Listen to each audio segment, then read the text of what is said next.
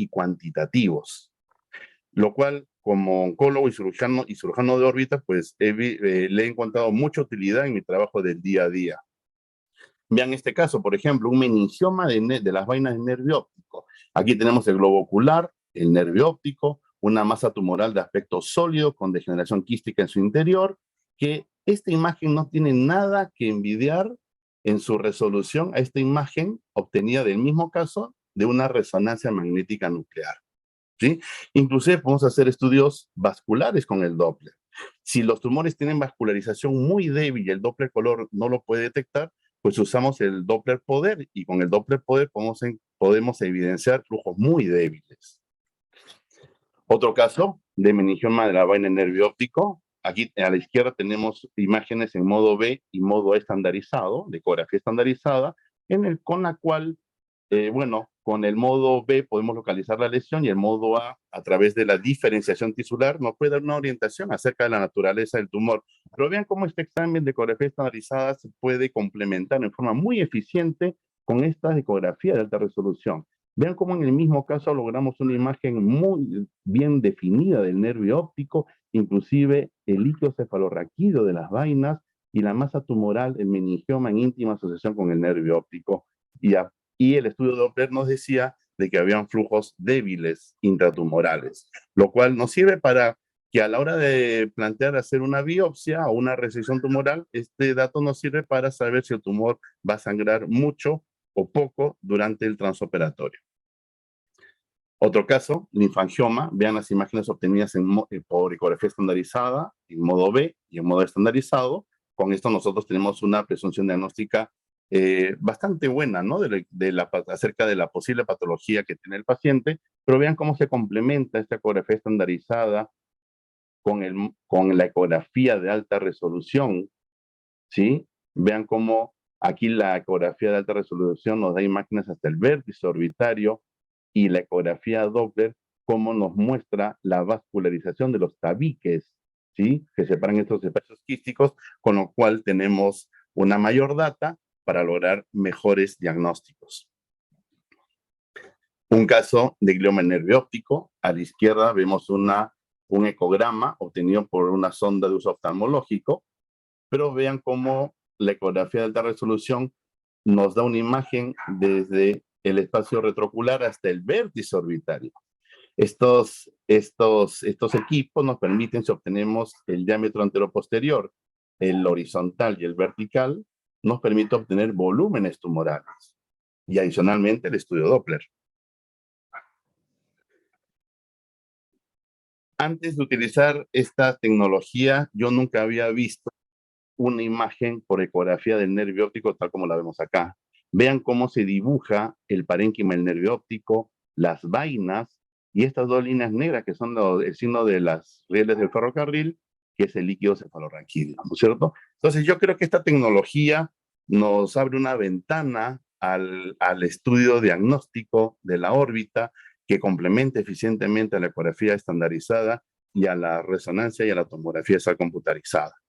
Quería presentarles un caso de un paciente varón de 62 años con protrusión del globo ocular izquierdo, tiene una proptosis indirecta en la cual el ojo estaba dirigido hacia abajo y hacia adelante, tiempo de evolución 6 meses, curso progresivo, la agudeza visual de dicho ojo era de 20-50, el ojo derecho tiene una agudeza visual de 42 metros por un problema macular, y al examen se evidenciaba una masa tumoral en la órbita superior del lado izquierdo, de superficie lisa, algo le impresionaba ser remitente, poco móvil, que a la ecografía estandarizada se presentaba con una lesión hipoecogénica y al modo estandarizado una reflectividad muy baja del 13%. Nuestro diagnóstico fue un tumor orbitario izquierdo versus quiste orbitario, ¿sí? Y solicitamos una resonancia magnética nuclear con contraste, la cual fue informada de la siguiente manera por un radiólogo con mucha experiencia. Hablaba de una formación expansiva de aspecto varicoso que desplaza contenido orbitario hacia abajo y desplaza hacia arriba el piso anterior de la base del cráneo. Capta levemente sustancia de contraste en forma heterogénea y que podría corresponder a una vena oftálmica superior varicosa, un quiste atípico, un mucocele u otro. Al leer este informe quedamos con muchas dudas, porque ¿Cómo podríamos tener una lesión que capte contraste en forma heterogénea, ¿sí? Una captación leve, y podemos hablar de un mucocele o un quiste atípico? Entonces, hicimos una ecografía, la ecografía estandarizada. Recordemos que nos evidenciaba que había una lesión hipoecogénica de muy baja reflectividad, 13%, y estábamos con muchas dudas si realmente se trataba de un mucocele o de una lesión tumoral sólida, pero no estaba muy claro por resonancia realmente cuál era la naturaleza del tumor. Así que decidimos hacer la ecografía Doppler, y aquí vemos en el cuadro inferior de la derecha que el examen Doppler nos evidenciaba que habían flujos débiles y escasos dentro de la lesión. Esta línea verde representa la caja del Doppler, que es la zona en la cual el Doppler va a escanear y va a detectar vascularización. Y estos dos puntos rojos nos hablan de vasos sanguíneos, ¿sí? De vasos sanguíneos, y los flujos serán bastante débiles. Entonces, con el examen Doppler nos quedó muchísimo más claro de que esta lesión tenía vascularización. Y si tenía vascularización, pues podíamos descartar la naturaleza quística, mucocele u otro tipo de quiste a nivel de la órbita. Así que con ese diagnóstico se decidió hacer una biopsia escisional de la lesión. Se hizo un abordaje orbitario, se hizo una incisión en la piel, en el reborde inferior de la ceja, se llegó a la masa tumoral, se evidenció que era de aspecto sólido, consistencia blanda, se hizo una biopsia transoperatoria, y con el diagnóstico se continuó la cirugía procediendo a una resección total de la lesión. Y el resultado fue un mucocele.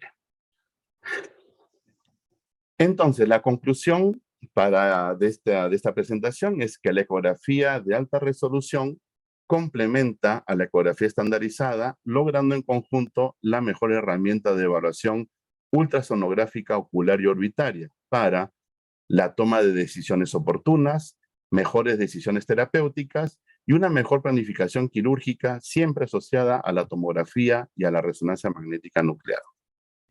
Muchas gracias.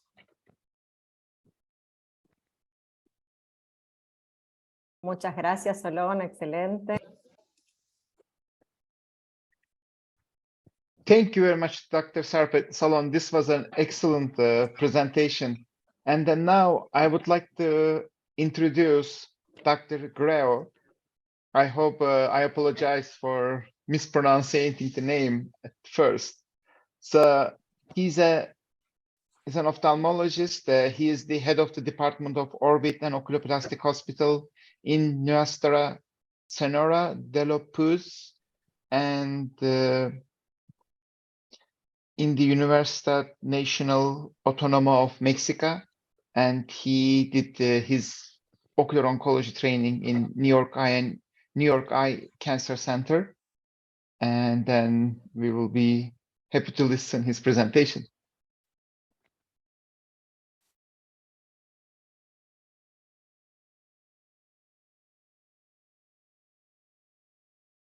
Tu micrófono está apagado, Gerardo. Hola, ¿qué tal? Muchas gracias por la presentación. Voy a compartir pantalla.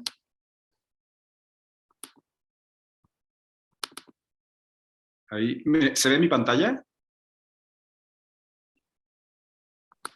Sí, y se te escucha muy bien. Perfecto. Bueno, muchas gracias por la invitación. Es un honor para mí estar otra vez con ustedes aquí en este webinar de tumores orbitarios y palpebrales.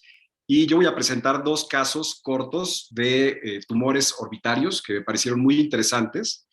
Y para empezar, bueno, quiero hablar de este caso. Es una paciente de 66 años de edad que acude al hospital refiriendo diplopia y desviación del ojo derecho de 2 meses de evolución. Entonces, con ella, al interrogatorio, pues realmente no tiene ninguna historia importante de patología. Es hipertensa de 15 años, tratada con losartán, tuvo neumonía por COVID en el 2019, y lo que aquí vemos es una fotografía clínica de la paciente, cómo llegó la paciente, y lo que llama mucho la atención pues es el ojo derecho, que se ve pues una ptosis, pero también si somos observadores podemos ver una hipertropia de ese ojo. Entonces, también ya poniéndole un poquito más de atención a los detalles, podemos ver una plenitud en el párpado superior. No sé si se ve mi cursor aquí. pero bueno, en esta zona se ve una plenitud a diferencia del párpado contralateral y bueno, pues ante esto, lo primero que hacemos es una revisión clínica, donde vemos primero la agudeza visual, que en este caso el ojo derecho tenía una agudeza visual mejor corregida de 20/50, el ojo izquierdo de 20/30. Tomamos la presión intraocular, que en el ojo derecho estaba elevada en 28 milímetros de mercurio contra 15 del ojo izquierdo, y una exoftalmometría, donde resultó que había una diferencia significativa, el ojo derecho en 20 milímetros contra el ojo izquierdo que estaba en 16 milímetros, con una base de 113. Entonces, ante estos hallazgos, continuamos con nuestra revisión clínica, vemos aquí el estrabograma, le pedimos al paciente que vea para arriba, y para arriba realmente no hay un compromiso importante, pero fíjense cómo la mirada hacia abajo está francamente limitada en el ojo derecho, también está limitada la mirada hacia las abducciones, tanto derecha como izquierda, y pues prácticamente en todas las posiciones vemos cierta limitación, aparte de una hiperemia difusa de ese ojo. Entonces, continuando con el examen general, en el cuello podemos detectar pues unas adenomegalias del lado derecho, que es del lado donde tiene pues el problema ocular, cervical de 4 por 6 centímetros aproximadamente, y al interrogatorio dirigido, preguntando si no siente alguna otra bolita en algún otro sitio del cuerpo, pues nos habla de que probablemente en el área inguinal derecha también ha notado algún aumento de volumen. Todo esto se ve bien, ¿verdad? La pantalla. Sí. Entonces, el protocolo de estudio de estos pacientes en el hospital, pues es obviamente continuar hacia la imagen. Nosotros, desgraciadamente, no tenemos un ecógrafo tan bueno como el que acaba de mostrar Solón. Entonces, nosotros generalmente pedimos estudio de tomografía. Aquí tenemos los cortes axiales y coronales y sagitales con ventanas para tejidos blandos, donde podemos observar esta proptosis que ya veíamos y que ya medíamos en el paciente, a expensas de una masa retroocular de características como firmes, heterogéneas, que no refuerzan con el medio de contraste. En el corte coronal vemos que prácticamente ocupa pues toda la órbita, involucrando al nervio óptico, por eso podría ser esta baja visual. Y en este corte sagital vemos que tiene como una forma de triángulo, no es una masa que esté pues amoldándose a los tejidos circundantes, sino que más bien parece una masa firme, por lo que nos da la impresión de que puede tratarse de un tumor de origen epitelial, firme, orbitario, y obviamente pues ante la historia del paciente, los ganglios positivos, pues no podemos descartar una metástasis orbitaria. Ante esto, el protocolo igual de estudio continúa con una biopsia, entonces se hace una biopsia incisional por una orbitotomía lateral derecha, y aquí obtuvimos tejido de la glándula lagrimal y tejido propiamente de esta masa firme que veíamos en las imágenes. En los cortes de patología, pues vemos estos acinos que confirman que es tejido de glándula lagrimal, y en el corte de la masa vemos esta hipercelularidad. El patólogo sugiere hacer tinciones adicionales para poder llegar a un diagnóstico más preciso, entre los que destaca PD1, que fue negativo, S100 positivo, y SOX10, que también es positivo, y esto nos hace el diagnóstico de un melanoma metastásico de la órbita. Entonces, vamos nuevamente con el paciente, hacemos otra vez una revisión exhaustiva y ya mucho más enfocada, y vemos aquí en la planta del talón del lado derecho esta lesión que es, pues corresponde a un melanoma primario, ¿no? Entonces, pues el plan con este paciente fue referirlo a oncología médica para su tratamiento sistémico. El segundo caso es una paciente de 55 años que acude porque presenta dolor en la hemicara izquierda. Este dolor es intermitente, también hay diplopia, especialmente en los movimientos oculares, una diplopia vertical, y lo que llama la atención es un enoftalmos importante del lado tratado, del lado izquierdo. Como antecedentes, nos hablaba de que se había aplicado en esa región en el 2017 un relleno facial que más o menos correspondía con la fecha de inicio de los síntomas, y le habían realizado una blefaroplastia inferior y tenía datos de sinusitis crónica. Entonces, a la agudeza visual, pues tiene buena agudeza de los dos ojos, 20/20, con la mejor corrección. A la exoftalmometría también vemos una diferencia significativa de 2 milímetros en el ojo izquierdo, la presión intraocular en límites normales, y los movimientos oculares están, como vemos aquí en este esquema, limitados de 2 cruces hacia arriba y una cruz hacia la abducción. El ojo lo vemos en hipertropia, aunque podemos realmente ver que más que una hipertropia, pues el globo ocular izquierdo está descendido, es un hipoglobo, y bueno, al fondo de ojo realmente no vemos ninguna otra alteración. Entonces, ante esta situación, pues hacemos unos diagnósticos diferenciales con los antecedentes de la sinusitis, este descenso del globo ocular, pues probablemente un síndrome de seno silente, contra algunos otros como un tumor de la glándula lagrimal, que nos estuviera generando este desplazamiento del globo ocular, o una enfermedad inflamatoria idiopática por el dolor, contra una respuesta a cuerpo extraño con el antecedente de que le inyectaron probablemente algún relleno que no sabíamos en ese momento de qué había sido. Entonces, igual el protocolo de estudio incluye imagen, tomamos tomografía, donde observamos pues en los cortes más superiores una masa o un aumento aquí de volumen que realmente no se define claramente. También vemos como la glándula lagrimal probablemente también está siendo involucrada. En los cortes coronales podemos apreciar que realmente no está bien localizada esa imagen, sino que está realmente englobando todo prácticamente el globo ocular. Es una lesión 360 grados, periférica, difusa, que se está amoldando a las estructuras adyacentes. No vemos datos de osteólisis ni de indentación del globo ocular, y eso lo vemos hasta en los cortes más posteriores. Entonces, lo mismo, hacemos una biopsia para poder determinar el origen de esta masa mal delimitada y tomamos glándula lagrimal, tomamos tejido orbitario. En este caso, como no había una sola lesión, pues tomamos diferentes fragmentos de los diferentes tejidos que íbamos encontrando, entre ellos pues también grasa, glándula lagrimal y tejido orbitario perilesional. Entonces, ante esto, el patólogo nos sugiere un probable diagnóstico de carcinoma metastático mucosecretor y nos pide hacer un estudio un poquito más amplio con inmunohistoquímica, al cual accede el paciente. En este caso se realizó anticuerpo EMA, se realizó CKAE1 y AE3 y GATA3, lo que todo salió con células epiteliales neoplásicas 3 cruces, con testigos adecuados, y nos da un diagnóstico final de pues un carcinoma metastático invasor de glándula mamaria.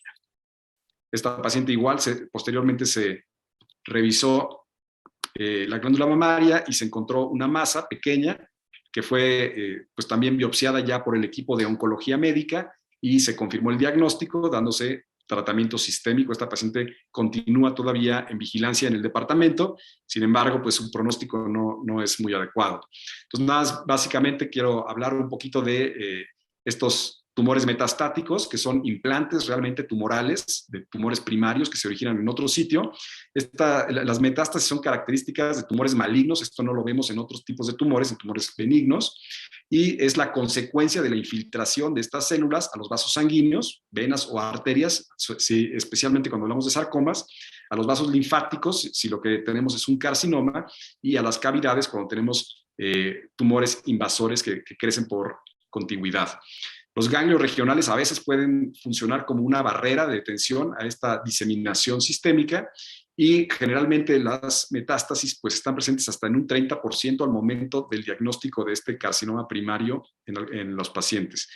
Hablan de un mal pronóstico, ¿no? Tenemos factores del tumor y factores del huésped, como vemos aquí en este esquema, donde se ve este tumor primario que está invadiendo la membrana basal, está llegando a la matriz extracelular y está penetrando a un vaso sanguíneo y tiene diferentes factores, receptores, etcétera, que le ayudan a pasar inadvertido a las células inmunológicas como los linfocitos. Generalmente se pueden agregar en células y en plaquetas, y de esta forma hacen como una especie de escudo que evita que el sistema inmunológico lo reconozcan, y eventualmente llegan a algún sitio, que esto no se sabe todavía por qué están estas células llegando a un órgano específico y no a otro, y de ahí se empiezan a desarrollar. Entonces, esto es todo un proceso que implica, pues, primero la separación de esas células malignas de la masa tumoral, y esto se habla de principalmente la función que tienen las caderinas E. Luego, estas células tienen una función de fijación, que también se han descrito algunas proteínas como las lamininas, de degradación de la matriz extracelular, que esto aquí juegan un papel importante las metaloproteinasas, los factores de crecimiento, y finalmente, bueno, la migración de estas células, que también hay factores de motilidad, de colágeno, de lamininas, que pues ayudan a estas células a escapar de sus sitios primarios. Se diseminan por vía vascular, sobre todo los sarcomas, como ya hemos visto, y ayudados de este escudo de plaquetas que generalmente pues se pueden adherir gracias a un receptor, el CD44. Y bueno, finalmente, esta es una relación no lineal, sucede en diferentes momentos y pues es lo que predispone a que se generen estos tumores metastásicos. Entonces, ya como conclusión, las metástasis pues es la principal causa de letalidad y falla al tratamiento de los tumores. Tienen una amplia variedad de presentación, entre las que se pueden incluir, sobre todo a nivel orbitario, la proptosis con baja visual, con dolor y con tosis. Entonces, siempre que vean un paciente con estas características hay que ir un poquito más allá. Las imágenes, como vimos, generalmente suelen ser inespecíficas, pueden ser tumores extraconales con reforzamiento y osteólisis, aunque como vimos en el último caso, pues realmente nada más había una masa que estaba rodeando al globo ocular. Y bueno, su manejo siempre será sistémico, multidisciplinario, y el diagnóstico pues es siempre también histopatológico. La supervivencia de estos pacientes a largo plazo generalmente suele ser pobre. Entonces, pues es un diagnóstico que hay que tener altamente en consideración. Muchísimas gracias. Excelente, Gerardo. La verdad es que excelente presentación, al igual que la de Solón. Y bueno, ahora tenemos el gusto de ahora escuchar la plática de mi gran amigo Martín Devoto. Martín es médico oftalmólogo y cirujano oculoplástico y se especializó en párpados, vías lagrimales y órbita en la Universidad de Cincinnati. Tiene más de 20 publicaciones, creo que mucho más, en revistas internacionales. Y además es uno de los autores de las guías de estudio de la American Academy of Ophthalmology para los residentes en Estados Unidos. Así que, Martín, bienvenido a este gran curso y aquí te escuchamos.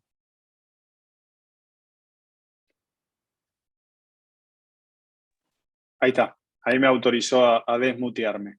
Gracias, Jorge, gracias por la invitación. Muy interesantes los casos, no sé si después los discutimos o no, etcétera. Vamos a seguir adelante, así... espera, tengo que share content, screen, ahí va. Y lo que voy a necesitar es que me confirmen si se ve. Vamos a presentar un caso de un tumor en un músculo extraocular. ¿Se ve lo que estoy pasando? Muy bien. Se ve muy bien. Bien, entonces Martín. avanzo, gracias. Bueno, este es un caso, este caso lo presento porque es interesante o relativamente infrecuente en el manejo, requirió cierto pensamiento y lo voy a compartir con ustedes, y lo que vamos a tratar es de hacerlo algo interactivo, así no es solo una presentación. Entonces yo le voy a preguntar en algunos momentos qué harían, etc. Esta es una paciente que a los 54 años se presentó con una elevación no dolorosa en su ojo izquierdo de 3 meses aproximadamente desde que lo notó. Creo que una de las hijas le dijo que notaba que tenía el ojo como que se le desviaba. El examen oftalmológico esencialmente normal y la motilidad normal, como pueden ver, pero en la foto esta donde se ve acá arriba, fíjense que este ojo al estar desplazado un poquito hacia arriba parecería que excursiona más que el otro. Acá sí se ve en un plano donde podemos apreciar una relativa proptosis en el lado izquierdo. Entonces, de entrada pedimos imágenes, en realidad la paciente ya traía las imágenes y nos pusimos a mirar estas resonancias magnéticas donde se empieza a ver que tiene un recto inferior izquierdo aumentado de tamaño, y estos son los diferentes cortes que la paciente traía, donde hasta acá en realidad yo no podía distinguir nada adentro de esta estructura. Era algo que alteraba la forma normal del músculo extraocular comparado con los restantes músculos. Acá hay distintas imágenes, como pueden ver, y en todas más o menos lo mismo. Tal vez en esta, acá, se alcanza, lo voy a pintar un poquito, se alcanza a ver una hiperintensidad un poquito distinta. Esto se los digo porque ya sé las fotos que vienen, pero era muy difícil de darse cuenta en esa. En un corte sagital se puede ver acá la ubicación del tumor o del agrandamiento de este músculo recto inferior. Y tal vez la imagen más interesante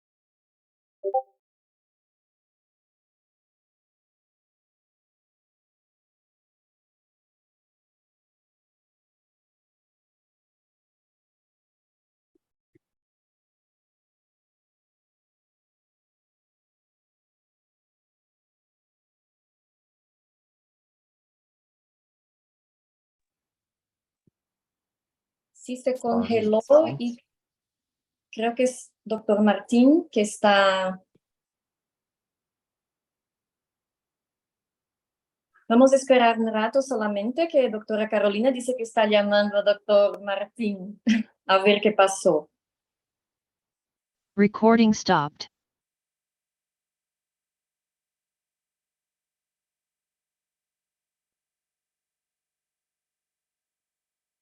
Hola, ya acabo de hablar recién, estuvo con un problema técnico, ahora sale y vuelve a entrar el doctor.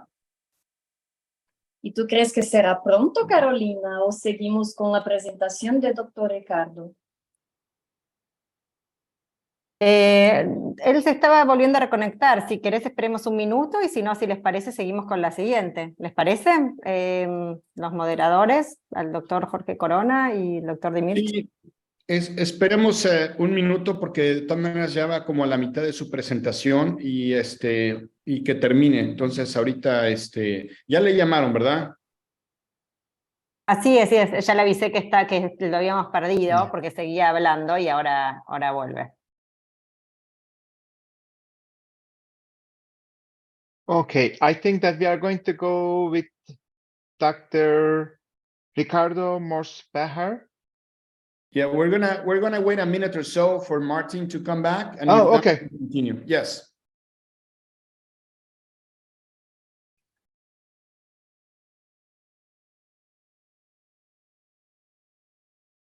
Quedaste, Martín. Sí, ahí está. Te Sí, quedaste ya en me la dijo parte Caro de... dónde quedó, Perfecto. en la última imagen. Listo. No me está dejando compartir imagen. Me tienen que poner como host o no sé qué. Ahí está, share content, ahí me apareció. Listo. Va de nuevo. Cualquier cosa que pase algo parecido me vuelven a llamar. Qué triste esto. La tecnología. Bueno, entonces quedamos en esta imagen. ¿Seguimos, Jorge, ahí? Recording in progress. Perfecto, ahí queda re Sí. bien, Martín. Bien. Adelante. Bueno, entonces, lo que está diciendo es que esta es la imagen interesante porque acá parece haber una densidad distinta en esta zona del músculo de lo que es esta zona.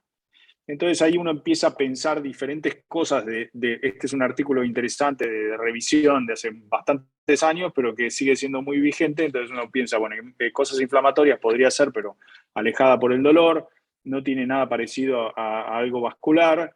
Sí empieza a orientarnos a algo neoplásico, ya sea primario o metástasis o alguna cosa similar.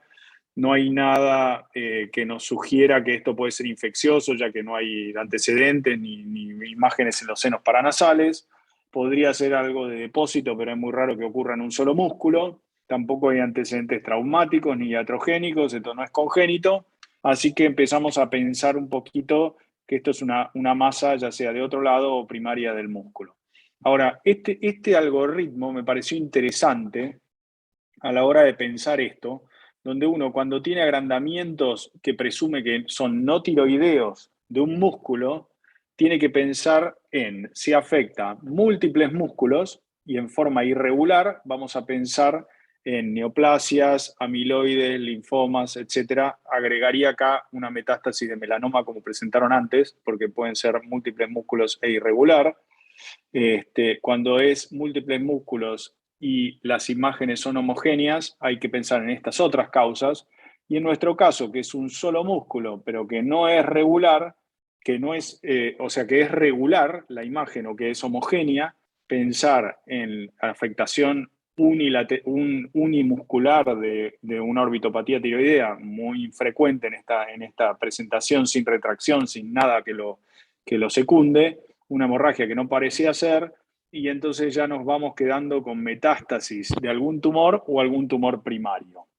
Entonces, en este punto, ya les adelanté la foto, decidimos que para avanzar con este caso necesitamos tomar una muestra de tejido. Y acá la parte interactiva que quería hacer, es cómo abordarían esto esencialmente, cómo encaran este agrandamiento del músculo. Si quieren opinar ahora o lo discutimos después, como ustedes quieran. No sé qué tan dinámico se puede hacer entre todos o lo dejamos para más adelante.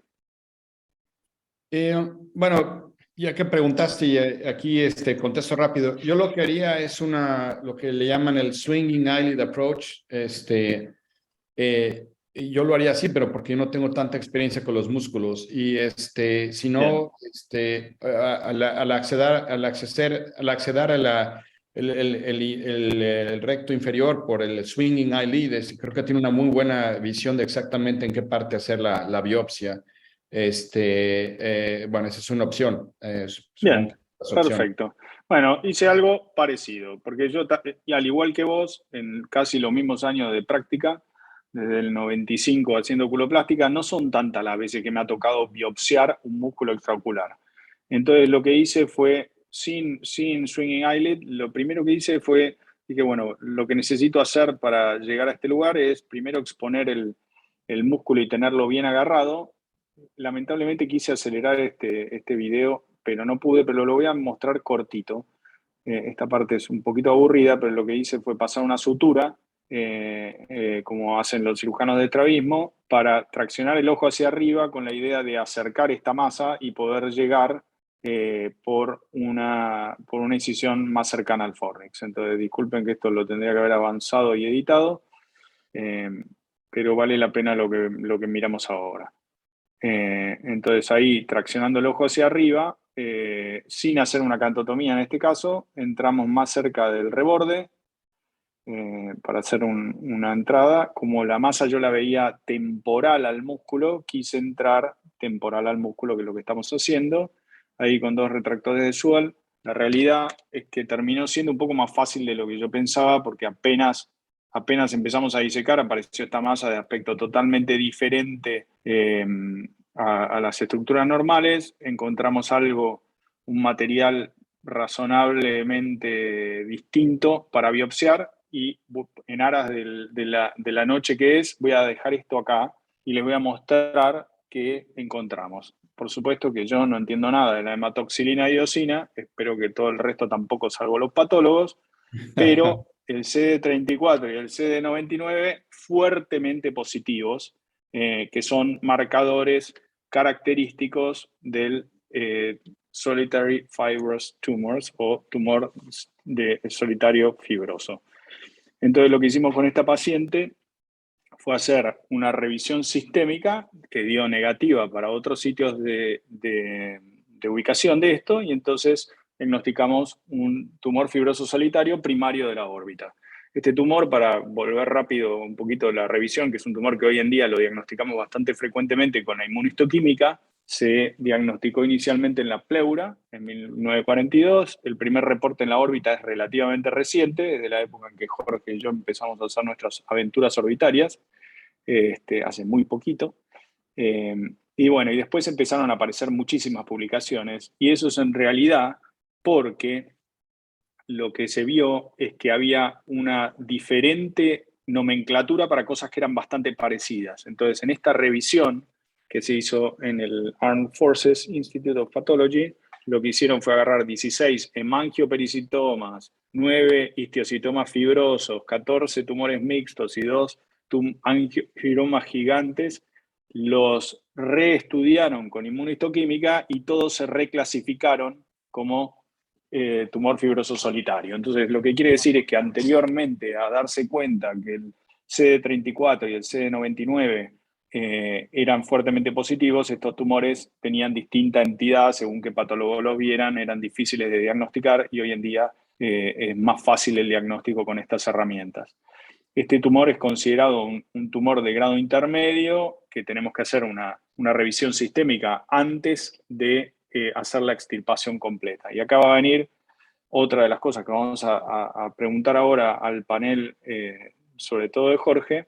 Bueno, una de las cosas que da mal pronóstico es que sean mujeres en mitad de mediana edad y con patrón heterogéneo, que no era este el caso.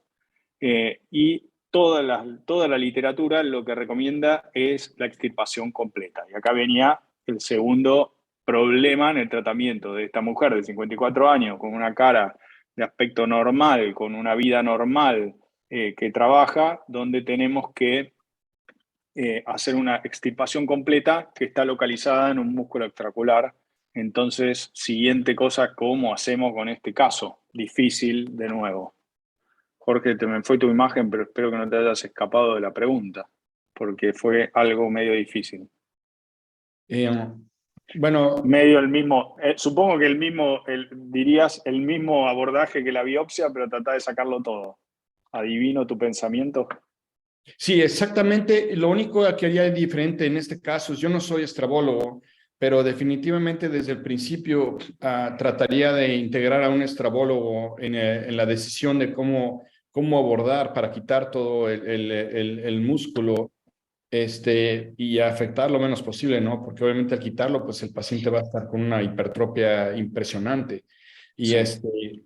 y bueno, sí, es un caso extraordinariamente difícil, ¿no? Porque no puede uno dejar células, porque eso es lo que puede acarrear problemas. Entonces, Exactamente. Siendo un tumor benigno, hay que extirparlo todo, pero la idea es tratar de no lesionarlo, y si no, después enviárselo al estrabólogo para que arruine nuestro lío. Sería el resumen. Para que arregle nuestro lío, digo.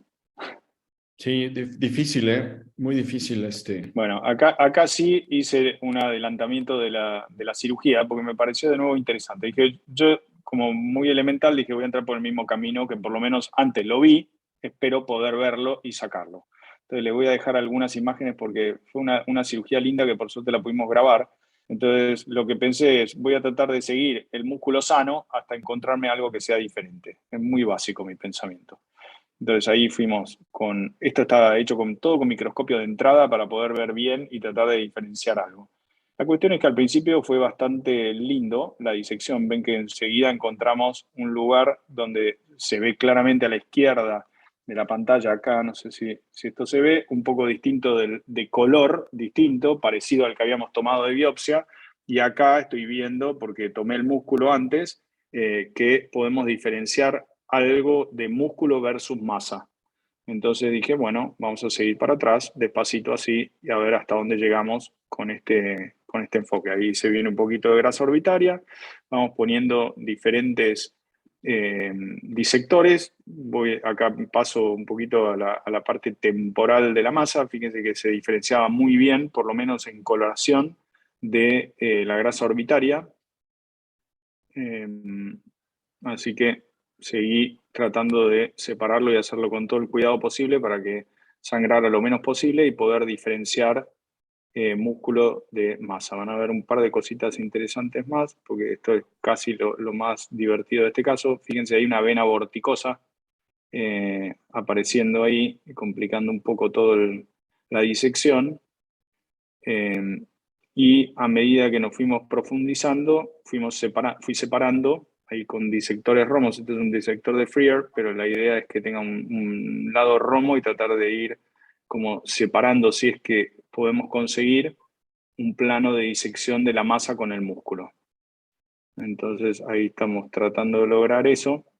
Como ahí no encontraba tanto, me fui por afuera, tratando de separar la parte temporal, que ahí sí se diferenciaba bastante bien. Por ahí tengo una herramienta interesante que es este palito de golf que me regaló una vez Guillermo Salcedo y que me sigue encantando para hacer estas disecciones porque tiene un poquito de filo y ahora van a ver qué otra cosa linda se puede hacer con ese disector. Acá ya la cirugía se empezó a hacer levemente menos prolijita porque era difícil mantener lo que se presumía como una cápsula intacta, pero la realidad es que fuimos disecando con mucho cuidado, lo más posible. Y acá viene el papel de este palito de golf, que uno puede como enganchar tejido y después cortarlo de esta manera con un monopolar. Siempre hay que evitar tener contacto con el borde del párpado, pero podemos ir como separando estructuras que presumimos que van a sangrar y hacer la disección lo más cuidadosa posible, tratando de sacar todo esto que ahí van viendo que un poquito se fue deshaciendo, pero esencialmente acá estamos por el final de la disección. Sacamos prácticamente toda la masa, tratando de separarla bien del músculo que quedó tomado acá por la sutura. Acá, este sería el músculo. Y haciendo mucha hemostasia en la parte final, porque me ha tocado sacar estos tumores y que el último vaso empiece a sangrar como loco. Entonces, cuando ya estoy por sacar las últimas partes, me aseguro que los pedículos que pueda tener ahí, fíjense cómo enseguida ese estaba sangrando, para que no quede nada que se retraiga demasiado, pero ya a esta altura sabemos que la batalla por lo menos está moderadamente ganada. Entonces ahí sacamos esto que está bastante intacto y creo que quedó el músculo bastante bien también. Entonces ahí revisando a ver si no había quedado nada, la verdad que se veía todo en orden, terminó la cirugía.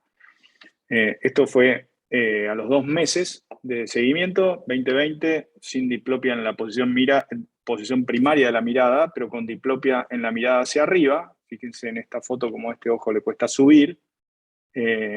La proptosis se mejoró y acá tenemos las primeras imágenes de control que se ve que básicamente hemos sacado prácticamente todo el tumor, no se ve nada, acá hay algunas zonas de hiperintensidad que probablemente correspondan a edema residual porque son solo 2 meses, otras de los cortes que se ve bastante bien, y acá está 2 años después, sigue con 2020 sin diplopia, sigue con diplopia en la mirada hacia arriba, fíjense que sigue sin elevar bien, pero no tiene diplopia en la posición primaria de la mirada. Estas son las imágenes a los 2 años que ya se fue el edema y afortunadamente logramos quitar el tumor en forma completa. Hasta ahora no hemos tenido recidivas. Acá hay otras imágenes más que muestran la extirpación completa y llevamos 4 años de seguimiento. Las imágenes de los 4 años no las puse porque son iguales a los anteriores. Sigue con diplopía en posición de la mirada hacia arriba, pero me pareció interesante el caso para traer y compartir un poco por la técnica quirúrgica, porque yo la realidad es que medio que me las tuve que arreglar solo y tuve que arreglarme solo con este caso porque no sabía cómo. Estoy tratando de sacarla. Stop share. Ahí va. No sabía muy bien cómo abordarlo. Se me ocurrió. Creo que tuve suerte porque salió bien. Y quería compartir esto que me resultó por si alguna vez les pasa algo parecido. Extraordinario caso. Luego en la sección de preguntas lo continuamos discutiendo, pero aprendí mucho ahí, Martín. Dr. Demirci? Yes. Now, Martin, this was a great case. And then we can discuss about our experience, a little bit similar cases that what we do at the same time, actually. Now, I would like to introduce Dr. Ricardo Morspaher, and he is from the Federal University of São Paulo. He is the effective member of the Brazilian Society of Oncology and Ophthalmology, coordinator of the teaching area of Hospital Bianco do Ohilos in Porto Alegre, and associate professor of ophthalmology at the Federal University of Health Sciences in Porto Alegre. Now, Ricardo.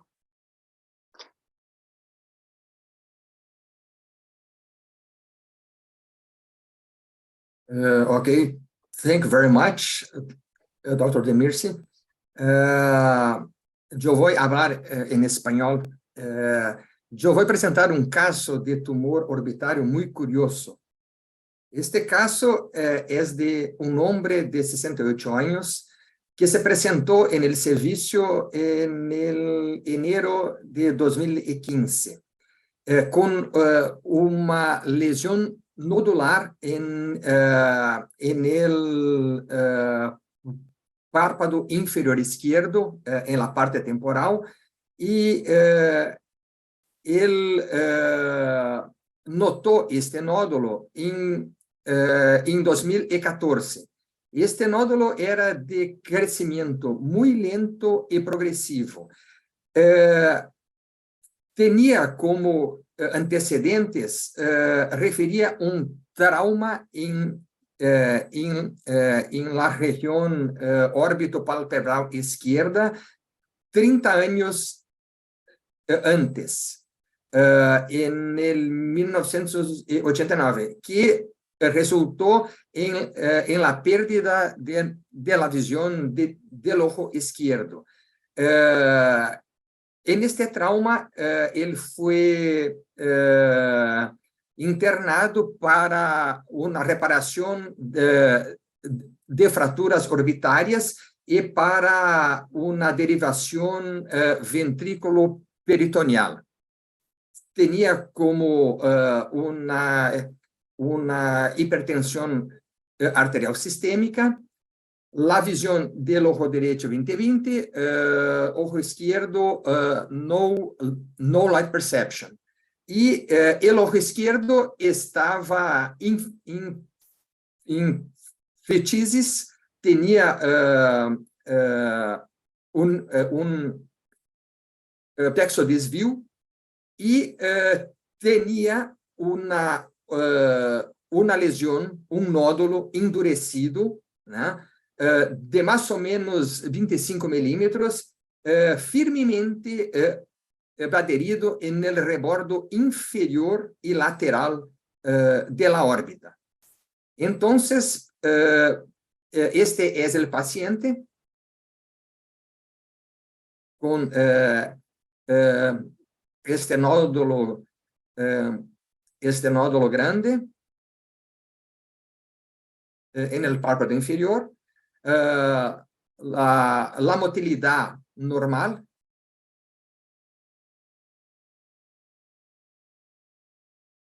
Y se puede reparar aquí este nódulo endurecido.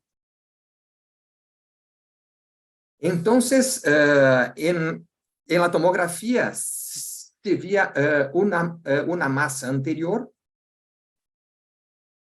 bastante grande, y se veía calcificaciones. Aquí una secuela de la fractura en el piso, y nuevamente calcificaciones un poco más posterior, también la misma cosa, Y más posterior aún, teníamos como si fuera una osteólisis con calcificación. Un poco más detrás. Y en los cortes baxiales se notaba esta secuela de fractura del malar.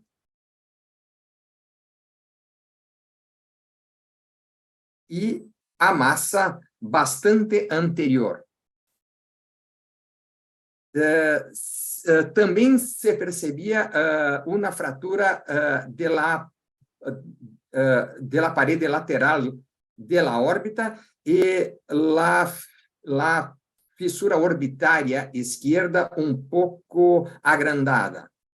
Y aquí en el techo de la órbita había una ausencia de oso, posiblemente por cuenta de esta fractura 30 años antes, como ustedes pueden ver aquí. Un poco más arriba no tenía nada muy diferente. En 15 de octubre de 2019 se programó la cirugía, que aconteció en el noviembre de 2019 y se hizo una biopsia excisional. Era una masa dura, endurecida, de una disección muy difícil de hacer de los tejidos blandos, firmemente adherida al rebordo orbitario inferior y lateral. Aquí está el párpado abierto, el rebordo orbitario, y la masa estaba aquí. Bien aquí. Esta es la masa.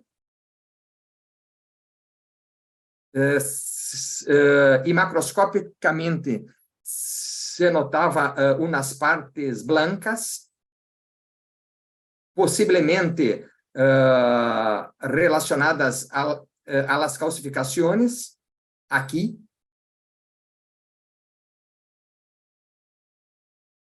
Y el anatomopatológico fue compatible con meningioma grado 1. Y me pareció extraño como un meningioma estaba en la parte anterior de la órbita. Aquí está la histología.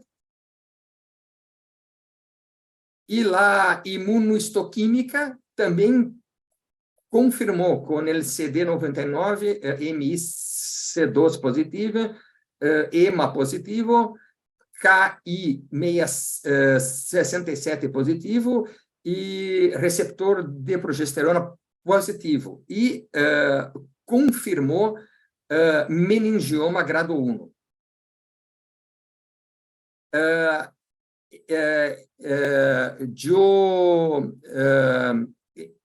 Este paciente consultó en el último año, hace 5 meses, hace 6 meses, y no había señales de recidiva. Entonces, yo no tengo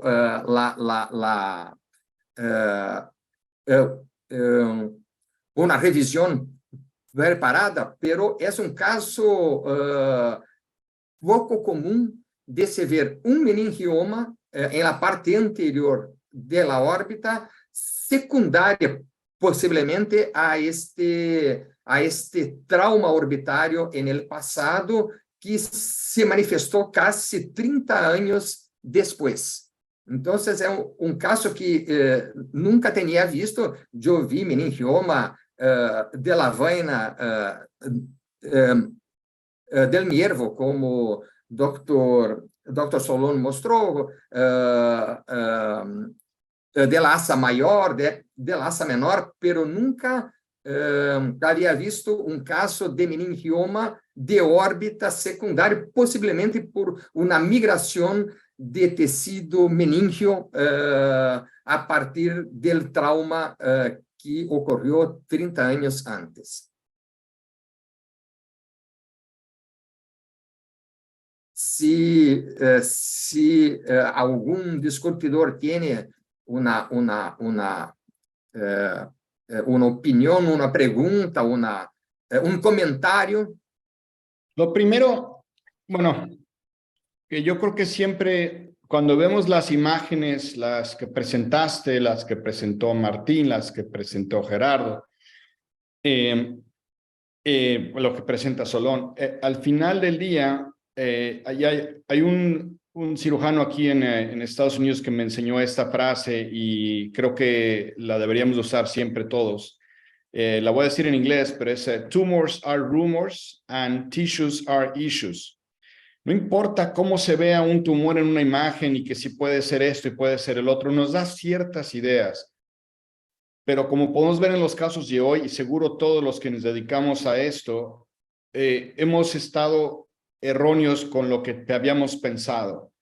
O era benigno, pensamos que era benigno y fue maligno, pensamos que era maligno y fue benigno, o pensamos que era cierta cosa y fue diferente. Y como vemos en lo que presentaron de los tumores fibrosos, que antes se llamaban hemangiopericitomas, etcétera, al final del día los patólogos nos van a dar el diagnóstico y en base a eso ya podemos tomar decisión. Como este caso que acabas de presentar, o sea, yo no lo tenía mi diagnóstico diferencial hasta que bueno, nos diste el diagnóstico. Entonces, yo creo que es algo sobre todo para los que están, los jóvenes, bueno, yo esto lo sigo aplicando y decirle a los pacientes que hasta que no tengamos el resultado de patología, no podemos tener toda la información al respecto de qué podría ser. Entonces, eso sería ahora sí que mi resumen de las discusiones.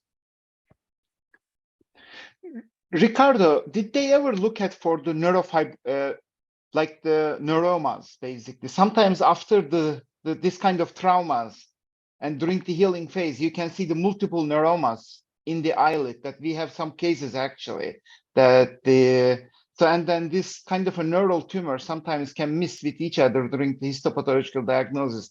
Did they ever look at for the neuroma or like schwannoma, those kind of things in the histopathology? Yes. But macroscopically, after the diagnosis, the mass was like a meningioma. Very hard to dissect from the soft tissue, and it was a surprise for me. Yeah, but stress for all of us. And Solon, do you have? I think you have one question. I see your hand out.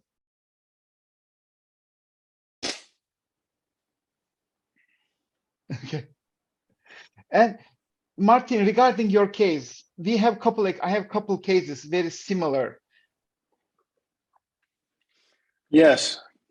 Yeah. So let me tell, like we have couple metastatic cases to the muscle that this was all the rest of the body is completely under good control, and then the muscle is only the involved side. And then your case is a fascinating case from the solitary fibrous tumor. So 2 points that we did. The one during the biopsy of the muscle, that you just dissect the fiber parallel to the muscle from the side of the muscle. So if you take little bit parallel to the side of the muscle, actually it doesn't affect the function of the muscle, interestingly. The rest of it compensate the muscle. Yeah. And for the complete excision, this is what we are doing right now. We are completely excising the muscle and then tumor at the same time, because most of these cases are, everything is one mass. You cannot, you were so lucky and your dissection was so beautiful. Yes. Everything is separated from I each was other. lucky. I mentioned I that. wasn't. I wasn't that way. So we cut the muscle, and then our strabismus surgeons comes